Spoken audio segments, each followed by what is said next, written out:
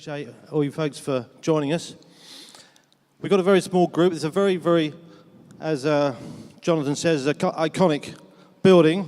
We wanted somewhere that was memorable. We wanted somewhere that you would remember coming to. We don't want somewhere that you're sort of some little seedy little back street hotel or something. We want somewhere that you can see the vista of the city, and you'll think about roofs, and if you look very closely, before the sun goes down, you'll notice there's quite a few roof terraces. And that's really what we're all about right now, and that's why we've called you here today, but not just because we're about roof terraces, but because we want to do we want you to do with them. We want your feedback. But I wanted to have this conversation, just ask a few questions of Fiona. She is an interior designer, as of notes, as we've heard, and it's becoming a larger thing. Fiona, how do you see the perception of roof terraces as being part of the interior design link? Yeah. I think when I first started in the industry 15 years ago, and sort of terraces, not so much garden design, but terraces were last on the list in terms of project and budget. Over the last sort of 10 years, we've really seen that change. On most projects in the city or outside of the city, we are working alongside garden designers as well, and there's a real perceived value in outdoor space now.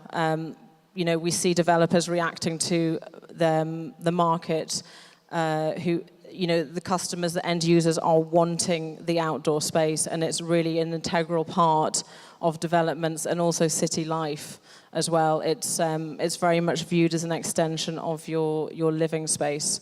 So it's really important now to be able to have that as an extra room, so to speak, within your property.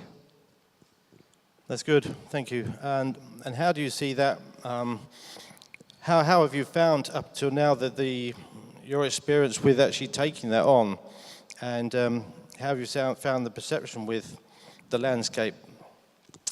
I mean, it's this has evolved a lot in terms of the advancement in technology. Just if you look at the furniture market, the outdoor furniture market, 10 years ago, it was very small. Now it is huge on every level, from high end down to high street. There's an enormous amount of product on the market.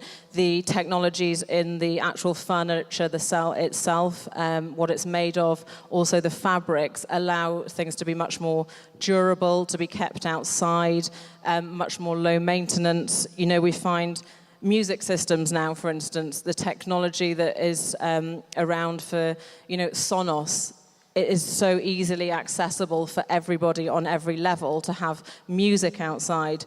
We're finding people want TVs, outdoor cinemas we're building, synthetic grass even for cities, making roof gardens, out of virtually non-existent spaces.